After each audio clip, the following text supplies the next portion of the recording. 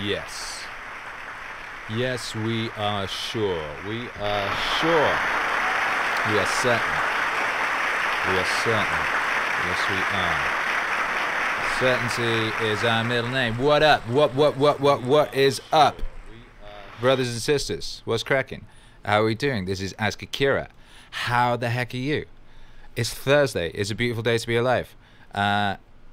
It's 2018 AD. It really, really is. Gang activities or BTFO, maybe? Something of that nature. Let's switch on the Instagram. What's going on, YouTube? What up, everybody locked in early? Just straight up here. Here, like savages. Not even slightly messing around. Not even slightly. Not even slightly. Wonderful. Very proud of you. What up, Liberty Snake Bear? What up? Oh, shit. Sorry, I'm just trying to turn on the Instagram here. And that's how you do that. Oh my gosh, dreadful. Marvelous. Marvelous. Marvelous. Marvelous. What's going on, everybody? I could play you some music, but I can't because I don't have any. Yeah. Alright, boom. What's up? What do you know about Akira the Don? He's got clout. What do we know his name? Akira. Normally I would be pressing him on the soundboard. No soundboard today, ladies and gentlemen. We are rocking an incredibly minimalist setup right now here in Don Studios. It's amazing. It is a time of death, and it is a time of rebirth. And this is Ask Akira 25, the war with yourself. Where is everybody at? Where is everybody? Tell me where you're at. I need to know where you're at. I need to know where everybody is for reasons of import. But it is Ask Akira. It is Thursday. We are going to be discussing the only war that matters, the one you will be fighting your whole life, which is the war with your self. I have one sound on my soundboard. Yes. Yes. Yes. And yeah, it's a beautiful day to be alive. What's up? Where is everybody? Where you at? What up, Phoenix, Arizona? Liberty Snake Bat is in Phoenix, Arizona. Oh my gosh. Oh my gosh. Where is everybody? I need to know where everyone is. I am in Los Angeles. 1791 is in the building. Oh my god, what up, 1791? 1791. Kings of Swing. Graveyard Goons is in Maryland Park. Prank? What? Oh, Maryland. Nice. New Jersey. It's snowing. Holy cow. Pennsylvania, Tom. Dublin, Dans. Tomas is in Florida. Shouts out to Florida all day long. Shouts out to Eki Homer in Deepest Darkest Brittany. What up, Odin Tex, live from Texas. Yo, Portsmouth, UK.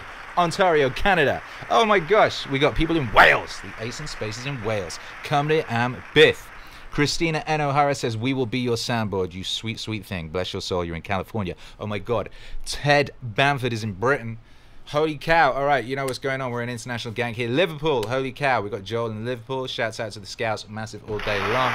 Mr. Pickle from Northern California. We got an international crew, which means it's time, brothers and sisters, it is time for the international high five. The international high five. Prepare your hand. Make sure you're looking at the elbow when you do it. We're about to engage in the international high five. Are you ready? What up, Switzerland? What up, Sydney, Australia? 5, 4, 3, 2, 1. Pow. Pow! Damn. Yo, that felt good. That felt good. That was a very good international high five. We hit Berkeley, California. We hit New York. We hit a lot of places. We hit a lot of places, brothers and sisters, and I'm very grateful to be able to hit these places with the international high five on Ask Akira on this fine Thursday. Yes. Well, what do we have to say? What do we have to say? First off, I think it is very important to say, rest in peace, Stanley. Rest in peace, Stanley. And thank you, Stanley. Thank you, Stanley. Thank you, Stanley. Damn, man, Stanley. Yo. Stanley changed my life in so many ways. And, yeah, man, I was 8 years old. I was in hospital. They were operating on a really important part of me, and I was a little boy. Was I 7 or 8? And my dad went. I like comics, so I was into Asterix and things of that nature, like European comics. And my dad bought me a pile of American comics. Right, I was ill in hospital, a children's hospital, and there was no internet then, and there was only like free TV channels, and you know, it was kind of boring being in hospital, being a little kid. We did puppet shows. We made puppets out of toilet rolls, and we did that. But it's pretty boring. And my father bought me some American comics, and oh my God, they were wonderful. There was Spider-Man. There was Hulk. There was what was there? There was the Booze Brothers, Sleaze Brothers. Yeah, there was Plastic Man. The comics that captured me the most were the ones by Stan Lee. Spider-Man was my favorite. Actually, it was like when I was like 4 or something. I loved Spider-Man. He was painted on my bedroom wall. My mum painted on my wall for me. Yo, that's love. Thanks, Mum. And but yeah, you know, I remember my dad took me to my first comic shop when I got out of that hospital. A proper comic shop. It was like just a den full of comics. It was the most magical thing I'd ever seen.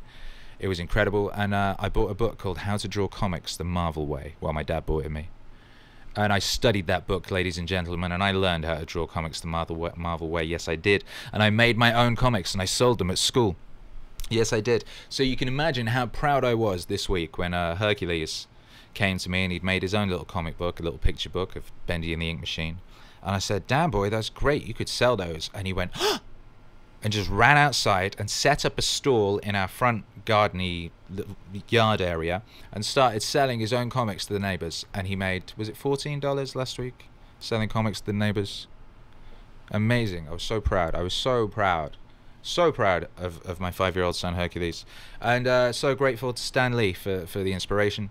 You know, I was a sort of geeky little kid. You know, I like music and stuff. I wasn't very athletic or whatever. I was in fights every day. People would try to beat me up all the time, every day. And Stan Lee's creations really resonated with me because that I empathized with the plight of young Peter Parker, and I thought that I too could be a superhero. You know, school was crap, but outside of that, there was a potential for heroism. You see. So thank you, Stan Lee. And if you're looking at the YouTube screen on YouTube, you will see an image. You can't see this on Instagram, you cuties on Instagram, but you can see this if you're looking on YouTube. And there's a beautiful image, and that image is from an EP that I've made, and it's called The Immortal Stan Lee. And I've completed it, and it's amazing. And it will be with us very soon. I can't give you an exact drop date because technological issues are meaning that I can't be making any promises. But it's done. The genius Gogs Gordon is mastering it right now, like right as we speak. So that is very exciting, and it's really, really beautiful. And what's crazy about this record is it was made. Well, 2 things about this record. One, it was made on the laptop that was donated to the Wave by mystery patron Cosimo Balboa last week. Like, was it last week? Time flies. And yeah, basically, I had an amazing circumstance this week.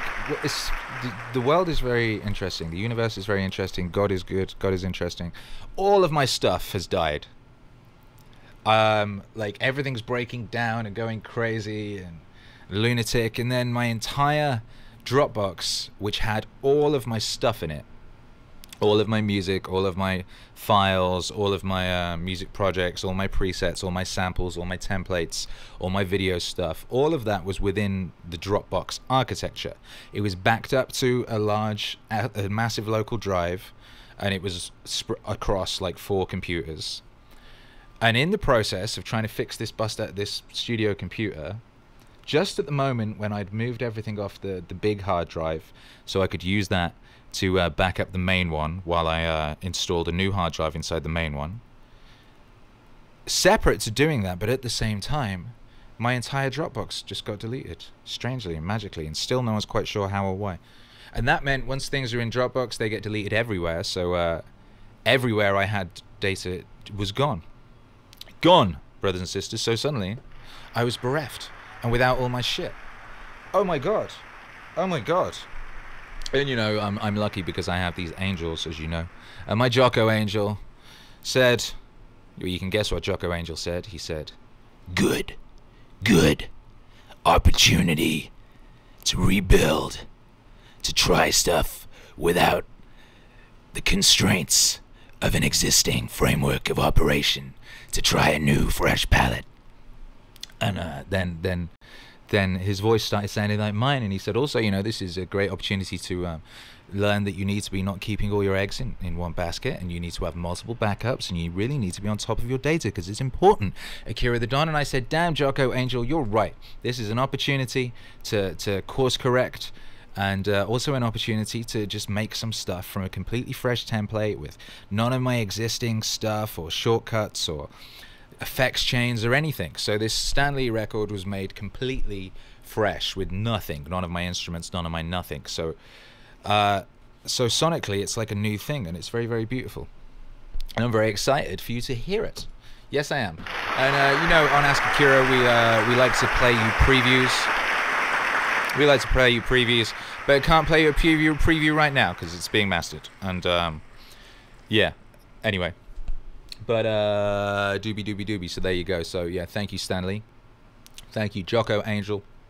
Thank you, Cosimo Balboa. Thank you, everyone who's helping on the Patreon. I will be, after this broadcast, I'll be doing a podcast, and then I will be installing a brand new hard drive in my main machine, and that will be the beginning of the rebirth of my whole studio setup. So we should be getting back to hyper ultra productivity ASAP. So that's very exciting. Yeah. So there you go. How is everybody? What's going on? What's going on? Guess Jocko would be amazing, says Sir Peppers. You are correct. Liberty Snake Bear says Jocko is the man. You are correct. You are correct. Liberty Snake Bear, are you getting Jocko's new book, Mikey and the Dragons, about growing your courage to face your fears? Yes. Yes. You know, I say this a lot, but we're very lucky in the modern world. You know, you want a teacher, you can reach out and get that teacher. Hercules, my 5-year-old boy, he's been homeschooled. Doesn't mean we can't reach out and get other teachers. Jocko can be a teacher for my son. He has a podcast called Way of the Warrior Kid. There's a podcast especially for kids. Wow. Wow. I mean, holy shit. So one of Hercules' teachers will be Jocko.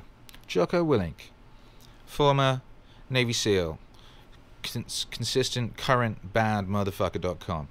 Wow. Wow. You know, so that's dope. That's just a beautiful thing. So there you go, ladies and gentlemen. You know, learn from the Don. I have multiple backups, but at that exact moment in time, I did not have all of them. Dropbox is a tricky motherfucker. You know, be careful. Just just be careful with what you're doing with that thing. You know, and but yeah, good. You know, whatever the situation is, you probably get, if you look at it in the correct fashion, you will learn something. And I learned a great deal this week, ladies and gentlemen. And we also ended up with a beautiful record called The Immortal Stan Lee, which will be with you soon. So thank you, Stan Lee. Thank you, Jocko. Thank you, you guys. Full-Time Faders is playing Red Dead 2. We are so fortunate to live in this amazingly comfortable life in the 21st century. Yes, we are. Yes, we are.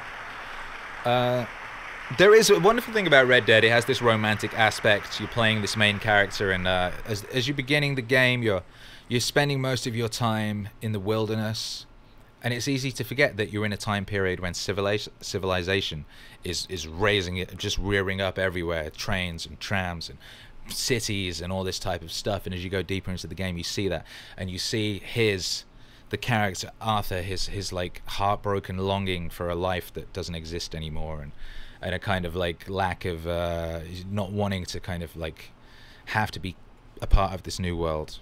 It's a very sad thing. And you know, there's a lot of people, it's you know, it reminds me of much around us. There's much around us that people who don't want to be a part of the new world, and systems that are afraid of the new world. But you know, we've got to engage, motherfuckers. We've got to engage. If you want to be a part of society, if you want to be a part of this human experiment, this human experience, then you have to engage. You have to engage with the now, and that's hard, man. That can be hard. That can be hard to do, man. It's a battle. It's a constant battle. We've got to be in it. Mexican Jumping Bean, you're here. Eki Homer says, thank you, Akira. Well, thank you. Derner 1804 said, I had a similar situation. I lost a hard drive when I was an army photographer, but lucky I gave copies to a Canadian friend. That's a beautiful thing. My sweet, sweet wife used to keep a kind of daily diary, and she would take a picture of herself and our son from the day he was born, pretty much, on her photo booth on her laptop. And she lost all that about a year ago. That shit is gone. That is gone. That is gone. But guess what's not gone? My love for her, our love for each other, and our son. He is still here, and he is beautiful and wonderful, and he made $14 selling his own comic books this week. So big up. Yes. Yes. Now, that's my one sound on my soundboard today. I just managed to retrieve it. Oh yeah, that's the other thing. My internet doesn't work. I've got like dial-up internet in the studio. Somehow this is working. So yeah, praise Jesus for that. Now, yes, this week we are talking, as I mentioned, we're talking about the only war that counts, the only war that matters, and the war you will be fighting until the day you die, because there's no winning this war. You will win battles, but the war goes on, and that war is the war with yourself. I'd like to read you something. It was written 2,000 years ago by some guy called Marcus. 2,000 years ago he wrote this. He says, "At dawn, when you have trouble getting out of bed, tell yourself, I have to go to work as a human being. What do I have to complain of if I'm going to do what I was born for? The things I was brought into the world to do? Or is this what I was created for? To huddle under the blankets and stay warm? So you were born to feel nice instead of doing things and experiencing them? Don't you see the plants, the birds, the ants and the spiders and the bees going about their individual tasks, putting the world in order as best they can? And you're not willing to do your job as a human being? Why aren't you running to do what your nature demands? You don't love yourself enough. Or you'd love your nature too and what it demands of you. When they're really possessed by what they do, they'd rather stop eating and sleeping than give up practicing their arts. Is helping others less valuable to you? Not worth your effort? Yo! Damn, Marcus. Some random guy called Marcus from 2,000 years ago. 2,000 years ago. 2,000 years ago. I could have written that this morning. 2,000 years ago, brothers and sisters. It is the eternal struggle. The eternal struggle. Man is engaged in a war. And that war is between his greatest potential and his worst. It is as if... I've talked about this before. You are not your thoughts. You are that which observes the thoughts. And it's kind of helpful to sort of zoom out and go, okay, yes, you can observe these thoughts. That's kind of what people are doing when they're meditating, right? And you can take that to your whole life. But there is this constant war going on. And you could say the war is yourself, or you could... It's kind of helpful to visualize it as these two aspects. Your potential worst and your potential best. And you can sort of sit back and watch them battling each other at all times. And the potential worst version of yourself is a sneaky motherfucker. He's a sneaky motherfucker. He's a tyrant. He's a bully. He's a loser. And like most bullies and tyrants and losers, he is operating from a position of fear. Because he's afraid. He's afraid if the best version wins, then he doesn't exist and he dies. And that's what it is. That's what it is every day. That's what the whole thing is. When Marcus says that, you don't love yourself enough, or you'd love your nature too and what it demands of you. This is like, consciousness is this double-edged sword, this thing. Okay, this is why I think it's perfectly fine for me to eat as much steak as I do. Cows do not have thumbs. Cows are not going to get us to Mars. Nature wants to go to Mars. Nature wants to move. All right, that's why we're here. That's why we have thumbs. We are nature. We are not separate from nature. We are nature. But we are different from nature in that we have this awareness. We have this awareness of this war. And it is a war. Brothers and sisters, it is a constant, consistent daily war.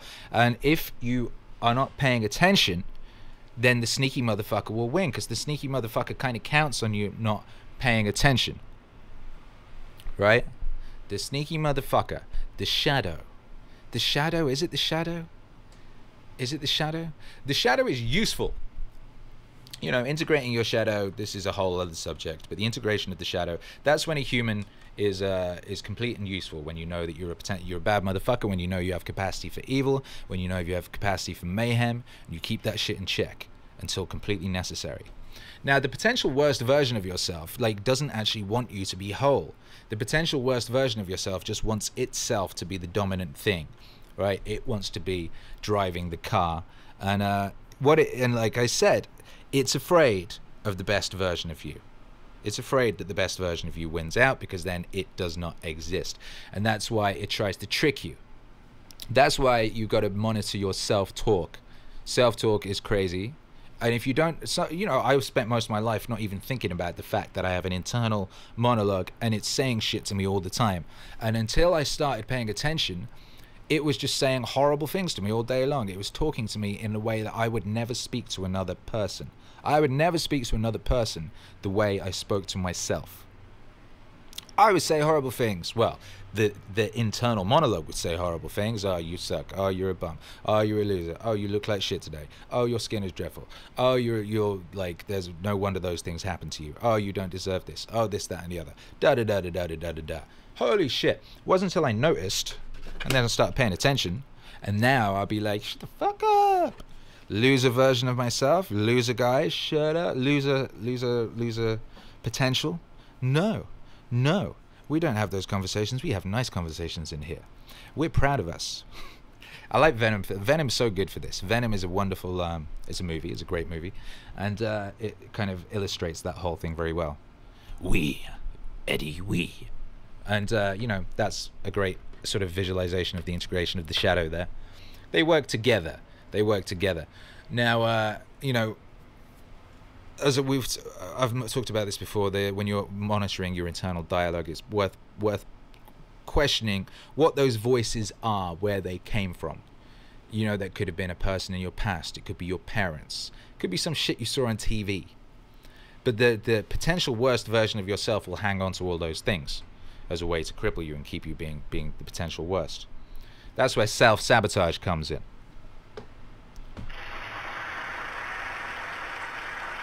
Self-sabotage is that's some real shit.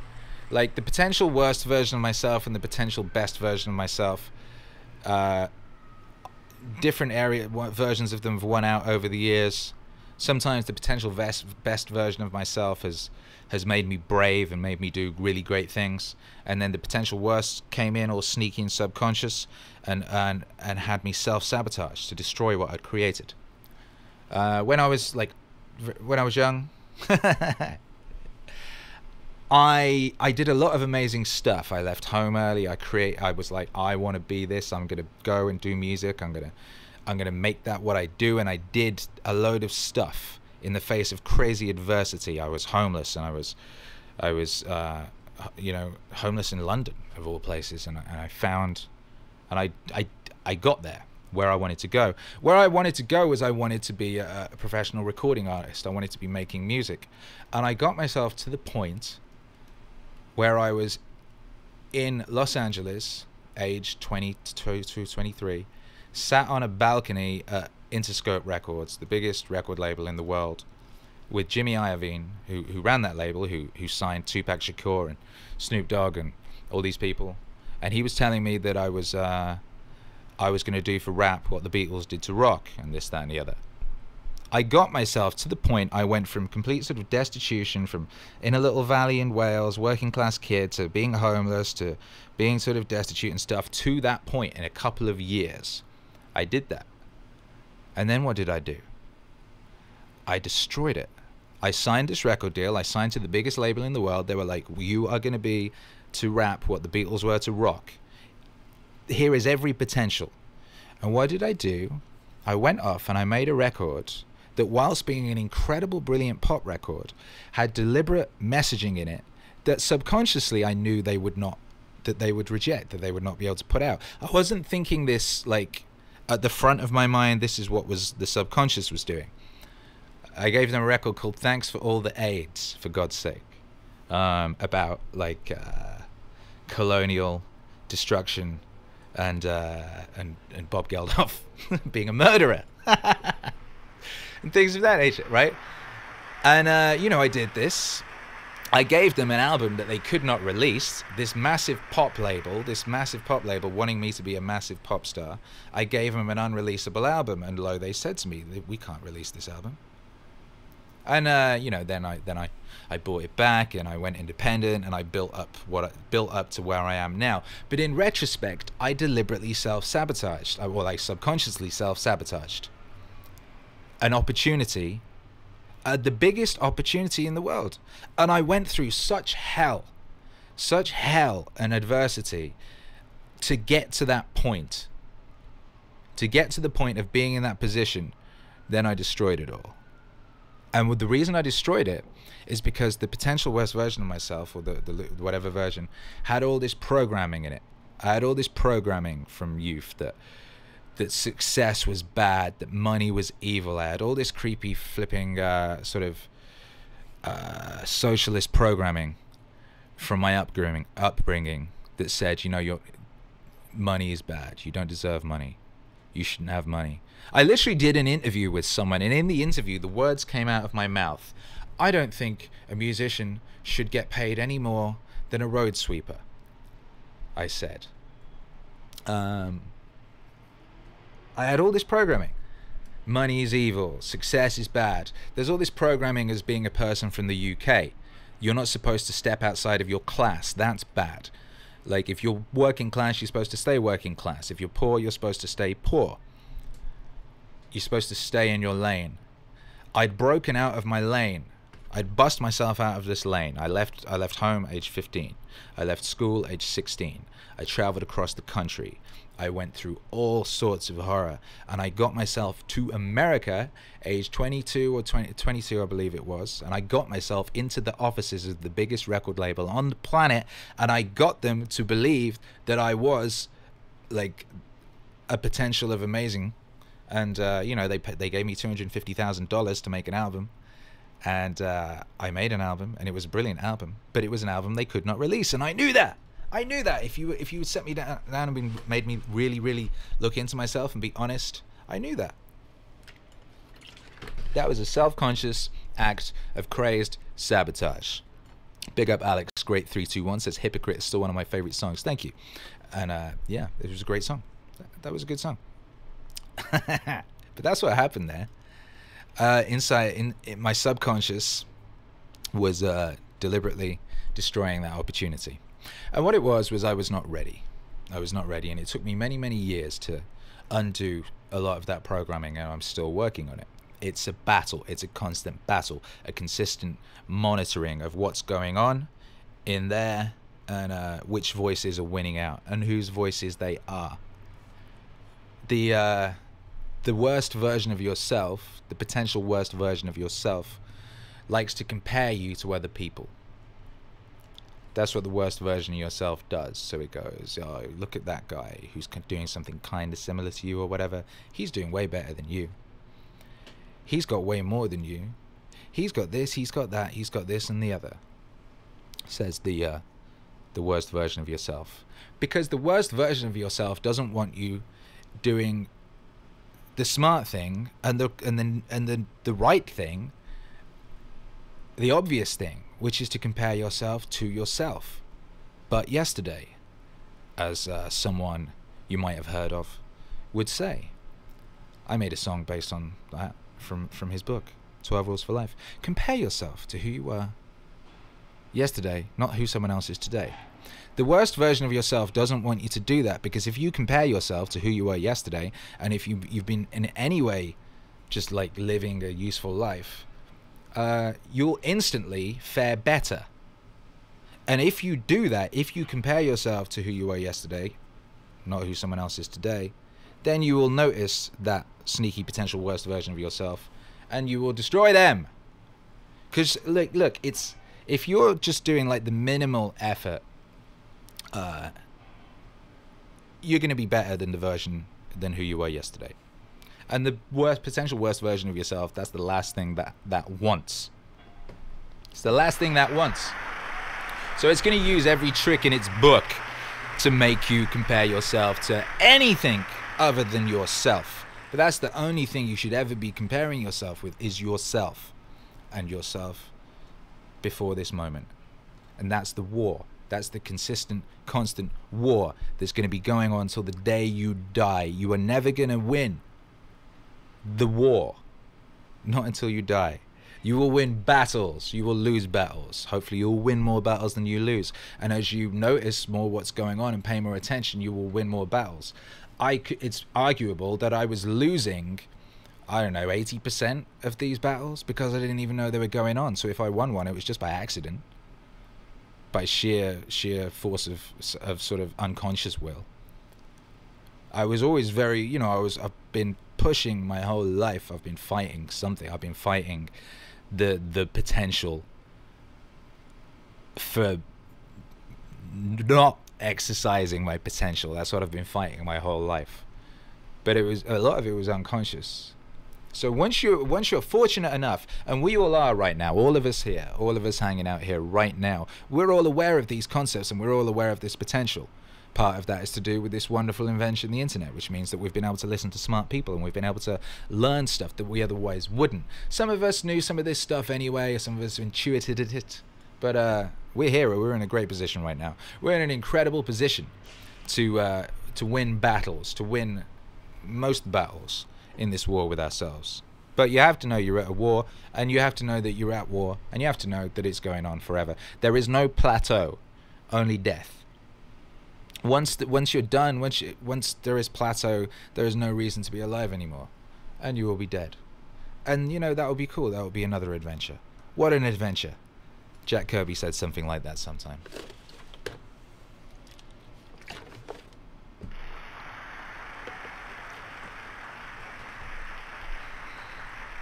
All that stuff, the potential worst version of yourself hangs on to. Most of it's from your youth. That's when most of the programming goes on. It's easy to program kids. It's where you got to be so careful what you say to kids and what you say around kids. It all goes in. It all goes in. You know, it's, again, this is this constant battle being a parent. You're like, holy shit, like, what am I doing to this person? Everything I'm doing is going directly into them. They look up to you like you're a god.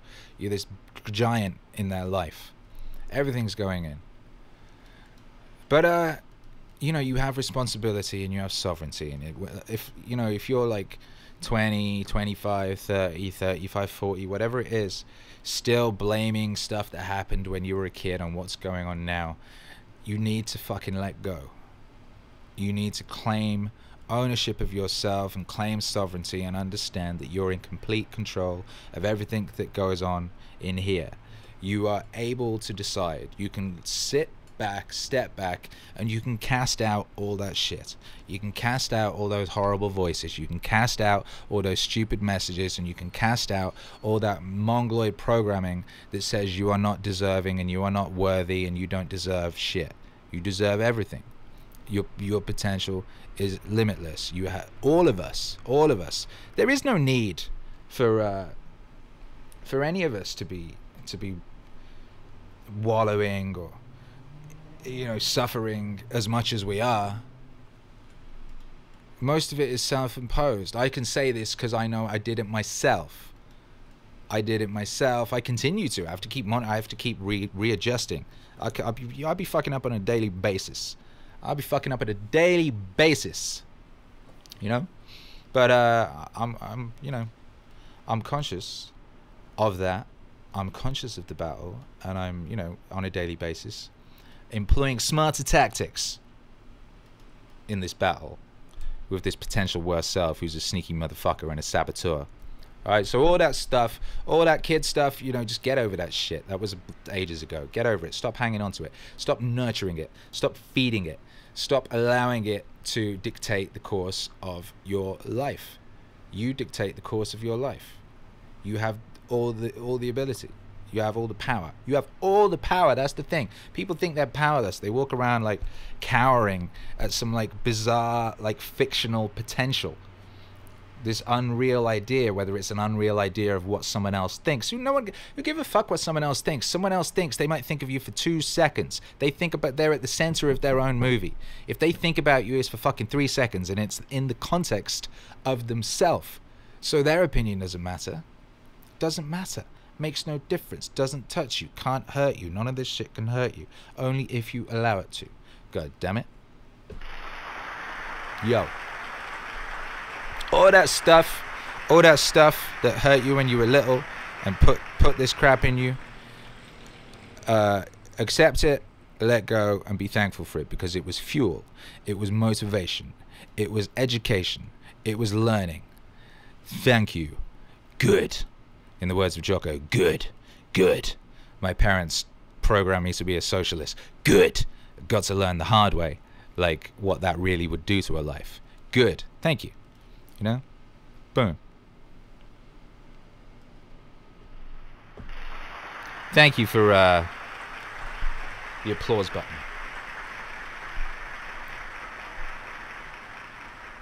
Liberty Snakes Bear says, I had to let go of the animosity I had with my father in order to move forward and grow. We are both better off for it. Both having kids in the same year helped. Yeah, that's real important. You have to let go of the animosity to your father. You have to make peace with your father. You have to make peace with your mother. You have to make peace with everybody. You know? I've done that for the most part. I still got a few messed up bits. Like, I ain't really made it with one of my brothers that I fell out with. I need to do that. But, like, I let go of all the animosity I had to my parents. All of it. All of it. All of it. All of it. You know, shit, man. They were children. They were children when they had me. Like, my mum was like 17 or some shit. Was she 19? I don't know. She was a kid though, man. She was a goddamn child. Goddamn child. And they did wonderful things. And I'm thankful for those wonderful things. And like, you can sit around bitching and moaning about what your parents did or didn't do, but like, you know, they did what they could at the goddamn time. Now it's time for you to do what you can do at the goddamn time. And what you can do is down to you, and its potential is limitless. God damn it. You know, they did what they could do. Couple decades ago, whatever it was, man, when you was coming up, it was a different goddamn world. It was a different world. They didn't have no internet to look at. They didn't have that shit, you know? It's up to us. It's up to us. Categoric 3 says, I needed to hear a lot of this right now, so thanks for sharing, man. Well, yo, we all do. We all do. I do, right? All this stuff I talk about, this is all stuff, you know. Someone once said, when you're giving advice, you're talking to yourself in the past. And there's a truth to that, but oh, fuck it, I'm talking to myself in the present too, man, because a lot of this stuff I talk about is stuff I need to remind myself. That's why I always talk about, you know, habit and the power of habit. Making this stuff habit as much as possible. Make monitoring your self-talk a habit. Make checking in on yourself a habit, right? So, and I pretty much have at this point, you know. I'm a little back. I'm a little bit back. And you're seeing the thoughts coming in like fish, you know. There's a thing you can do in Red Dead Redemption. If you bang both the directional controllers, you have this cool vision. You can see the fish swimming about, you know. And it'd be like that with the thoughts and stuff. Like when you're fishing in Red Dead, if you don't bang those buttons, the only way you see the fish is you got to pay attention. You notice the bubbles, or you might notice when they bite, right? Think of your thoughts like that, right? If you're not paying attention, if you're not banging down those two buttons, because you've got that 3D power, you got that power there all the time. You could always be doing that. But if you just like bang your line in and just wait for a thing to bite and then be like, oh shit, what do I do now? Right? You don't need to be doing that. You could be pressing down those buttons and observing. Slow down. You're observing the thoughts flowing around and going, oh, what's that guy doing? What's that guy doing? That one's coming over here now. That one's useful. I'll take that one and do something with it. That one's useless to me. That's not a legendary fish. Throw that away. By the way, if you're not playing Red Dead Redemption and this is meaningless to you, well, yo, you're missing out on one of the greatest things about modern life, and that's called Red Dead Redemption 2. It's a beautiful thing. I like to fish. That's what I like to do in Red Dead Redemption 2.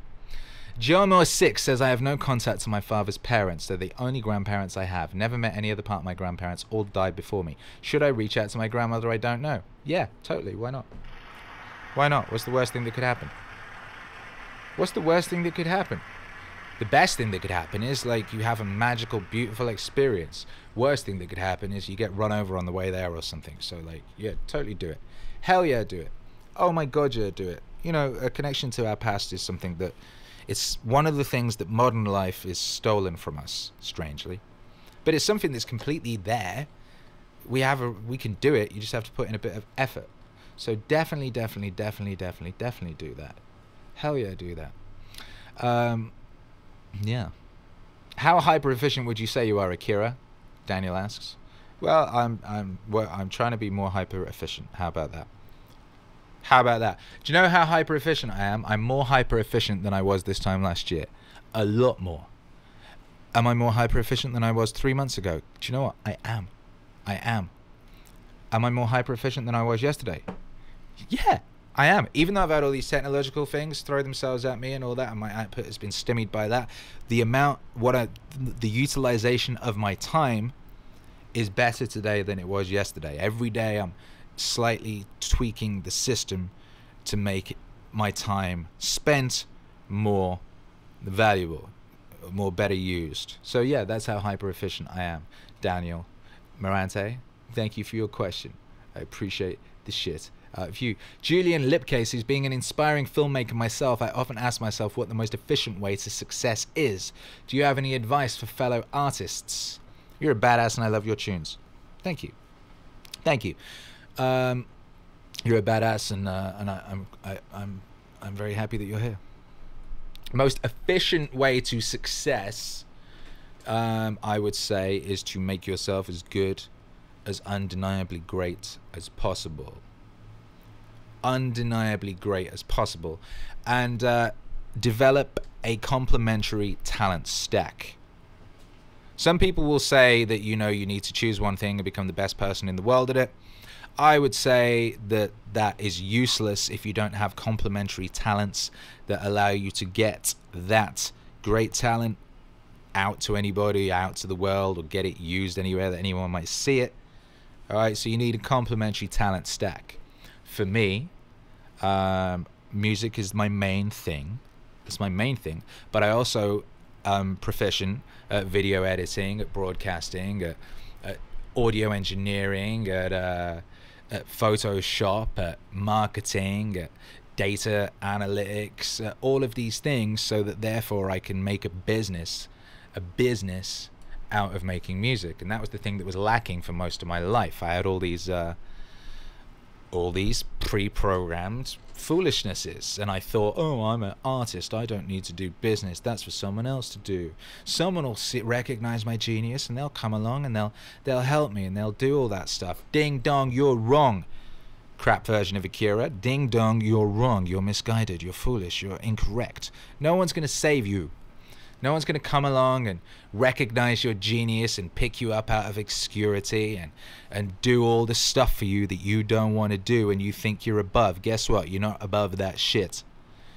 Guess what? If you want to, shine, if you want the greatest version of yourself to be able to operate at its peak thing, then you're going to have to work out how to do all the stuff that makes that possible. And guess what? You live in the future. You live in a glorious, glorious utopia where all the tools they're there at your disposal.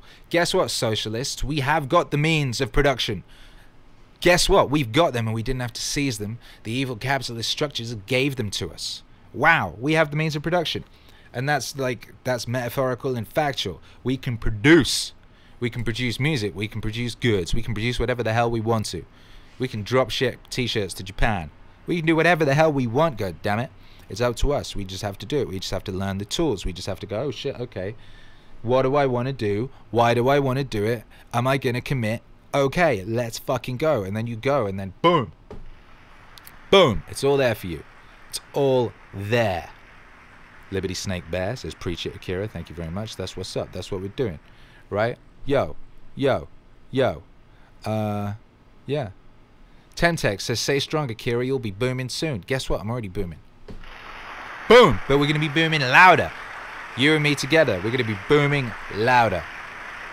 And louder and louder and louder, man. If we keep going and we stay true and we stay honest and we we work together and we don't bow and we don't scrape and we don't compromise our integrity and our quality, then we're going to be boom. We're going to be booming out here, brothers and sisters. There ain't no stopping us now. We on the move. And we're gonna take some questions. My boy Sir Peppers, he sent me some questions that you guys submitted, and we're gonna answer some of these questions. So thank you, Sir Peppers. I'd like to take this opportunity to say thank you to everyone in the Akira the Don community who's making it happen, who's helping this wave grow. We're going to turn this wave into a goddamn tsunami, brothers and sisters, and we're going to do that together. Yes, we are. And yeah, so shouts out to everyone who's engaged in that whole thing. Big up my boy YouTube hero Alex holding it down in the Discord. Big up Synapsian on the Discord. Big up Robert on the Discord. Big up the whole Discord gang. How many people are in the Discord now? How many people are going to that incredible Discord and having a wonderful time and engaging in a beautiful community of like-minded, bad motherfuckers who do not judge you and who will help you to be the best version of yourself, who will help you to fight and win the war with yourself? It's a lot, is what it is. It's a goddamn lot. I can't even see the figure. It's a large, large figure. So big up, you bad motherfuckers. Yeah. Hey, Akira, says Rug M0. I'm in a situation. I'm wondering if you have any advice for a guy like me. I'm 26 years old. I had to move back in with my parents due to health issues, both mental and physical. Oh, hang on, we did this question last week. We did this question already, Sir Peppers, but thank you. Anyway, yeah. Dragon Energy. We did this one as well. Has it just opened an old question file? Is that what's happened? Let's try this again. Let's take while I'm trying to do 5 things at once with my beautiful big hyper efficient brain. Let's have a question from the YouTube. Oh, hang on, where's that coming from? Yikes. Shh. Okay. Yo, 660 in the Discord. 660. Holy cow. So if you 6 of you guys who aren't in the Discord, join the Discord. Yo, we'll have 666 and that'll be great. Alex Great 321 says, do you still have a UK shop? The shop is currently based out of America. So everything ships from America. We're looking into creating a new European shop, so that just makes shipping take less time for you guys. David S. Duenas, Dad 25 got cancer, bless up. Yo, bless up to you. Love to you and your father. Life is suffering. What you do with that suffering is up to you. And I believe that you will do the best you can with it because you're a bad motherfucker and you're here. And I believe in you. And I appreciate you. Ask Akira 115 says, Sir Peppers. Yeah, I just tried to open that. Let me try again. Yeah. Let's go into inbox. Sir Peppers. Ask Akira 115. Let's try again. Yeah, it is that one. It is 115 that I just opened, and I've already answered a bunch of those questions. Let's see if we can find one in here that we have not answered. Okay. Here we go. Yo. Do you ever drop meaning waves when you're DJing at no vacancy? I have done occasionally. The more of you guys that come out to my DJ sets, the more meaning wave I will sneak up in there. Come over and say you're here, so I know you're here, and then I know that if I play some meaning waves, some people will recognize it and be excited. Guess what happens when you do that? So what tends to happen these days in clubs is if people hear music they don't know, like they stop dancing. You can sneak in music in the context of stuff they do know, and then they're cool. People's, well, in LA this is the case anyway, people's tolerance for stuff they don't already know is a lot less than it was just even 3 years ago. This is partly due to a culture of people just expecting what they want all the time. They just expect to be able to have what it is they want. You know, they can just bang on a playlist. What I've noticed, like a lot of DJs these days, they just like play this one playlist off Spotify in a different order. Anyway, I don't do that shit myself. I'm a bad motherfucker. But yeah, so if you sneak in a record that no one knows between a couple they do know, you can totally do that. So guess what? If you're a Meaning Wave fan, if you're in the building, I'm DJing, come over and make yourself known. And then if I play that Meaning Wave record and you go apeshit, other people will just go apeshit. Some guy was in the club the other week and he asked me if I could play his song. He was celebrating the release of his new song. I was feeling nice, so I said, yeah, send me that shit. And he emailed it me, and during a break, there was a titty break while some titty dancers did some titty dancing. I had to listen to it and I was like, oh, I like this. And if I played this kind of over this other record that it's in key with and I like, that would be cool. So I did. And people, and they were like, oh my God, it's our song. And he's playing it in a cool way. They went crazy. Everyone else in the room just went crazy. They were like, oh, people are going crazy. Let's go crazy. It was a real moment. It was a great moment for him. No one had heard his record. It was his first single. He had a video crew out filming it. And the whole place went nuts, and it was a joyful thing. Therefore, if you come out and you're like, hey, I'm a Meaning Wave fan, let's hear some Meaning Wave. I play some Meaning Wave, you go crazy, the whole place goes crazy. It'll be a domino effect of crazy. The more that happens, the more Meaning Wave I can play in my club sets. Boom. But anyway, like I said, we're getting to this point where, you know, you guys are becoming numerous enough that we can start doing Meaning Wave shows. We can do a Meaning Wave tour. That's what I want to do. That's what I'm going to do. It's going to be great. So yeah, like I say, just keep like getting your friends into it. Keep converting to people. Keep playing that stuff. Keep joining the Discord. Keep you know, tweeting stuff. Keep just, yo, let's turn this wave into a goddamn tsunami, baby. Yeah, yeah, yeah.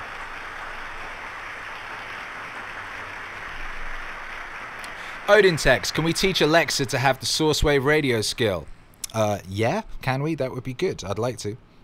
I'll ask Baz. I'll check in with Baz. I've got a homie in the voice world. I need a voice thing. Yeah. Yeah. SZQ, can we have your Meaning Wave songs also shuffled along with the standard source wave radio tracks? You can and you do. That's now been implemented. If you're listening to source wave radio, it will be back up after this broadcast. You'll be hearing Meaning Wave songs in there. And you'll also be able to enjoy Meaning Wave Monday every Monday. I got my library back. Part of the, when I lost everything on Dropbox, I lost all my music. But I got that bit back. I had a backup of that somewhere. I was able to retrieve it. Yeah. Pink Bandana Guy, what software do you use to do the mixes? Ableton? FL20? Is it on 20 now? Holy shit. I was using FL Studio in 2000 when it was called Fruity Loops, like a bad motherfucker. I use Logic now, and I use Tractor when I'm DJing. Yeah. Synapsion, Akira, are there any articles pertaining to your current works with the Meaning Wave universe and IDW? I think there's a few. For the most part, the mainstream media are pretending I don't exist. And that's why I created my own world. That's why I created my own universe. We were discussing this. I was on Will Rankin's show yesterday, and we were talking about mental health in the music industry and why so many people in the music industry go crazy and get into drugs and kill themselves. I'm going to be getting Rankin on the podcast next week, and we're going to go talk about all this stuff. But like, one thing I was saying was, you know, part of the music industry why people get so fucked up is they're consistently and constantly comparing themselves to other people. It's like this hierarchy. It's like charts. It's like who's doing the best, where are you on the lineup, like what review did your record get, like all this sort of thing, you know. And that's why I just ducked that whole thing and made my own world and made my own genre and made my own universe with you guys. That way I don't have to be comparing myself to other people in the music industry, because I'm not even in that music industry. I made my own one. The only person I need to compare myself to in the music industry that I made is me. And yesterday. That's it. So therefore I'm joyful and happy. I used to be awash with resentment and sadness, because it was like, oh man, why didn't they review? I made this record and it's amazing. They didn't even review it, or they're like, they're ignoring me, or they didn't play me, or this, that, or the other, man. Anyway, most people in music are doing that to the point that Jay-Z bitches about that shit. I played 99 Problems the other day, and I was like, I'd forgotten that he spends half of 99 Problems bitching about not getting played on the radio enough. At that point in time, he was like possibly the biggest rapper on earth, and he's bitching about not getting played on radio enough. You know what I mean? If you're just comparing yourself to Garth Brooks or whatever, there's always going to be someone bigger than you if you're comparing yourself to the local music industry or whatever industry it is. You know what I mean? That's why, like, Eric Weinstein's thing about having a nemesis, if you're going to be comparing yourself to anyone that isn't you, like just picking someone who makes sense, they're in your world, they have whatever, that's the only way that shit makes sense. Otherwise, you're just going to make yourself bitter and resentful, and you're never going to enjoy what success you achieve. And then you end up, like, miserable and kill yourself or whatever the hell. Fuck that. We ain't about that life here in the Meaning Wave universe. No, we are not. Yeah. Yo. Yeah. My boy Sir Peppers, this is good questions. I had the wrong thing open. This was totally my fault. Finir, I tend to lose focus because of excessive self-criticism of my work. How do I push through that voice telling me I'm shit, especially when it's correct? Haha, there you go. Part of the war with self. Good question. All right, you got to be able to differentiate what voice is someone else's voice and what voice is just like a negative, unuseful, like, sort of like, destroy yourself, break you down voice, versus what voice is like truth. Because you're not all you could be. You're not the best version of yourself yet. You're not there. All right? But, you know, at the same time, you know, you're perfect just the way you are, baby. There's a truth to that, which is that you know, you're not evil and awful and terrible. It's within you. all right? But you have to eke out the best, eke out all the best, all right? So you need to, when you're listening to these voices, work out whose they are for a start, all right? Whose voice is that? Is that your mum? Is that someone else? What are you comparing yourself to? Are you shit compared to what you were yesterday? Or are you actually better than you were yesterday? You know, is the work shit? Is it shit? Or is it not as good as Beethoven? If you just made a song and it's your first song and you're comparing yourself to Beethoven, then that's stupid, right? Is it better than the song you did yesterday? Yeah, because didn't have a song yesterday. All right, great, let's make another one. Is that better than the one previously? All right, so you got to be thinking about things like that. Work out whose voice it is that you're listening to, and is it useful and helpful? Topher, I'm starting to see a lot of parallels between the West and Eastern philosophy of we are all one, Atman is Brahman, JBP Christianity, Western philosophy of the integrity of the individual and the King of Kings and Jesus, and the contrast between multitasking and single tasking in a focused way. Yo, yo, yo. Do you think one of these things ancient religions / philosophies are pointing to is the importance of focusing energy to a single goal? Does multitasking bring us further from the light of God? That's a good question. And yeah, it's basically a case of like utilizing the correct perspective for the correct situation, because sometimes you do need laser focus and remove all else. That's the only way you can get in flow. You know, flow is the God state, flow is the God thing, and that's when you have a laser focus. But that same thing can be just a kind of like disregard of external stimuli, and you can still be kind of having multiple things, but a lack of distraction. Distraction is the #1 killer of productivity. Distraction is the #1 killer of like righteous expansion of basically, you know, moving super fast.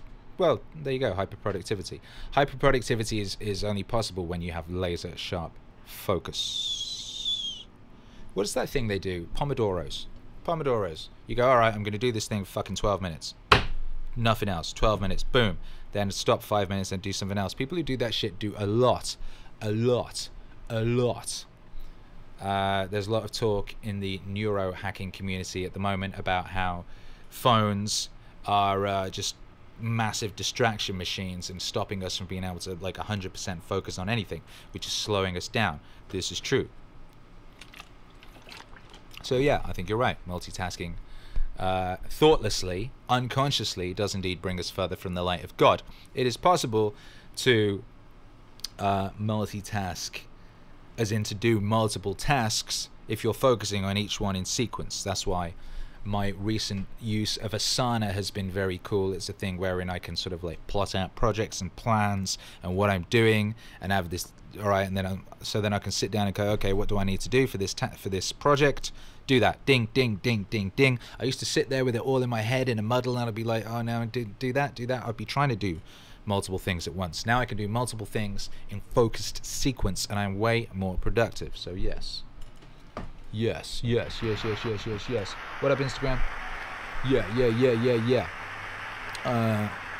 Yeah.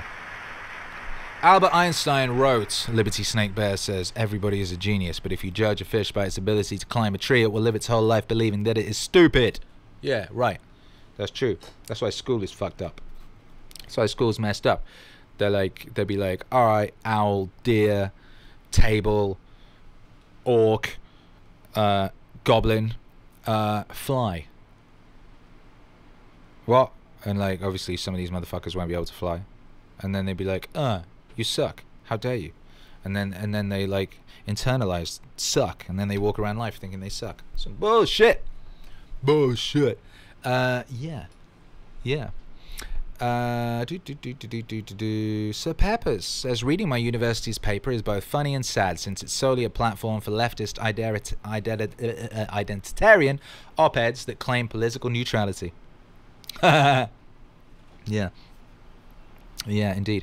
Read an article which the author read an article which the author assumes that every student thinks like him and claims the generic NPC end is nice scenario. Felt like writing an article about gratitude, why today is the best time in recorded human history. Any advice? Yeah, write an article about gratitude. With these people, I'm assuming this paper is controlled by identarian, by ideologically possessed lunatics. What you could do that would be helpful would be to sneak in an article which they're not going to reject based on their NPC problems, because they won't recognize it as being something outside of their world. So you could sneak something useful in. An article about gratitude could be that thing. You could write an article about gratitude that seems completely that doesn't trigger any of their little political flashing things, and get that in. I don't think gratitude has been conflated with Nazism yet. A lot of things have. Lots of things have. Reason, exercise, eating meat. So while you can, yes, definitely do that. And you know, if like someone reads it and it changes their mindset a bit and sets them down the path of non-zombiedom, then that would be useful. Mustache Pants says, how is My Hero? I assume you mean My Hero Academia, and it's wonderful. My Hero Academia is wonderful. What? How come? It's really amazing. What's with My Hero Academia? All Right looks like Donald Trump. What's with that? Would you think that was deliberate? All Might looks like Donald Trump. He just does. Sore Bunyan. I don't like your name. Any chance we'll be seeing you a little more down south, maybe in the Orange County area? I'd love to, man. I would love to. I would love to. So yes, someone book me. Book him and he will come.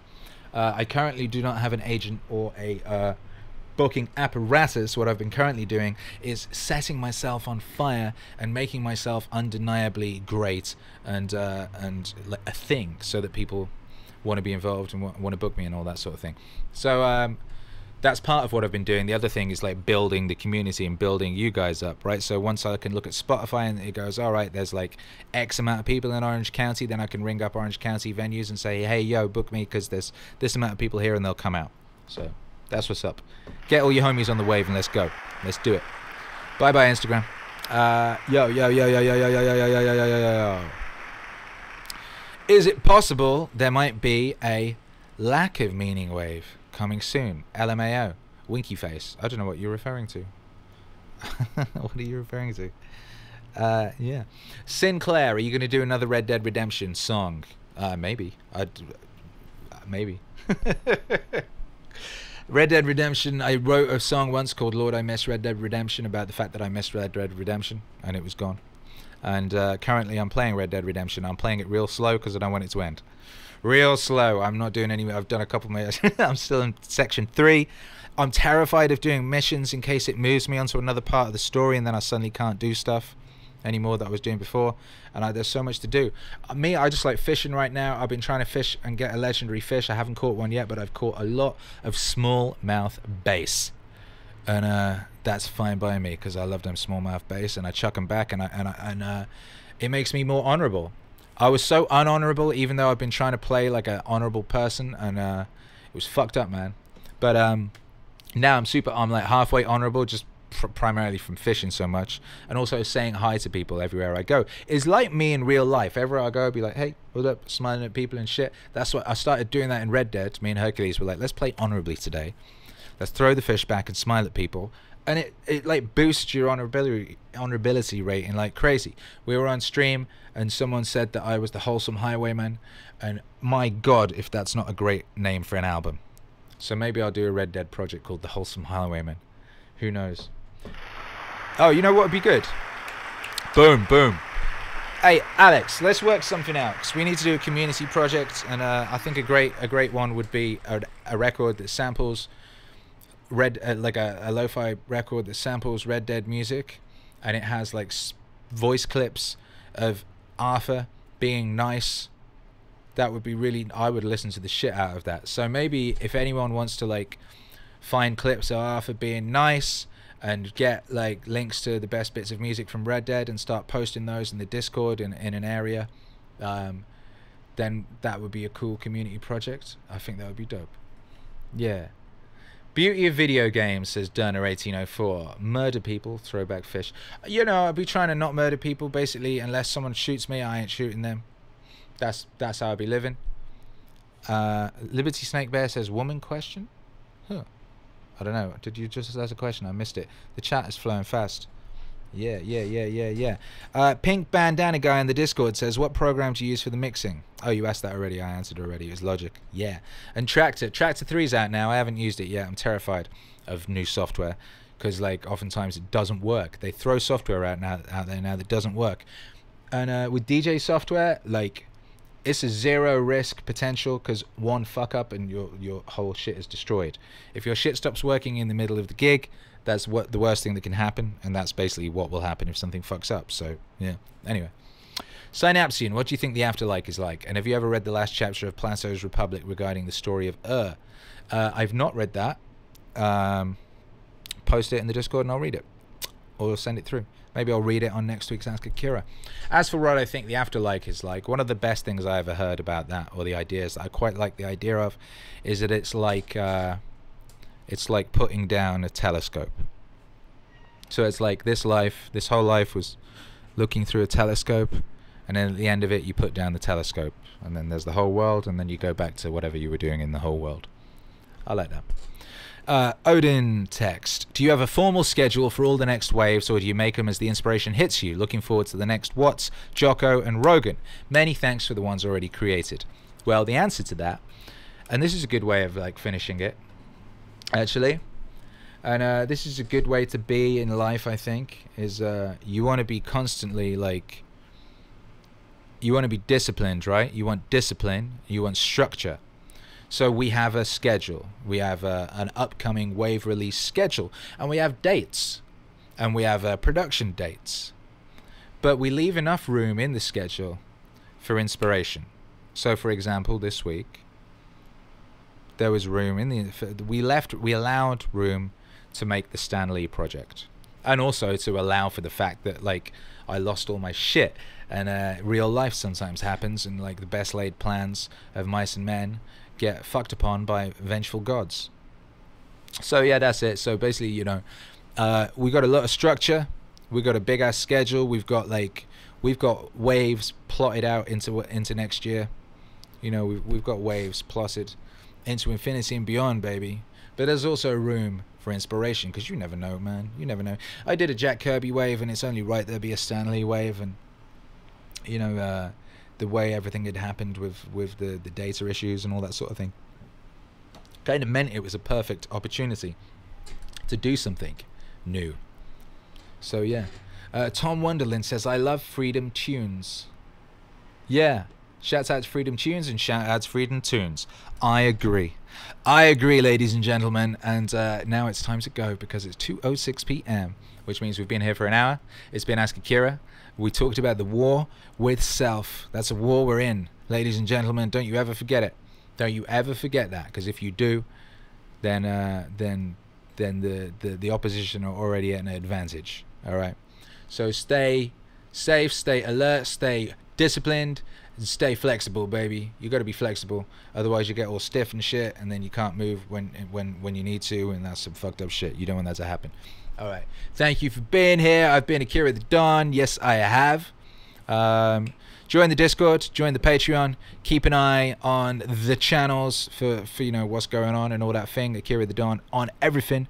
Thank you Eke, thank you Donna, thank you Bully Hunter, thank you YouTube Hero Alex, thank you Tom, thank you everyone who's been locked in, and thank you everyone who's listening on the podcast. Thank you everyone who's listening in a car. Let's get back, as Mr. Pickle says, to making the world a more beautiful place. Bully Hunter is right. Fighting the war with yourself, that's the ultimate challenge, and that is the ultimate battle, ladies and gentlemen. And it's the one. It's the one. If you really want to change the world for the better, then you need to fight that war with yourself, and you need to win it. You need to win those battles, because that's the only way you're going to make the world a better place, brothers and sisters, is by making yourself all you can be. You might be beautiful, you might be cool, you might be a bad motherfucker, but you're not all you could be. You're not the best version of yourself yet. And if you want to change the world, if you want to make the world a better place, then you need to make yourself the best version of yourself you can. And by doing that, you can save mankind. You can save the world, baby. That's how you do it, all right? Get after it. Get after it, brothers and sisters.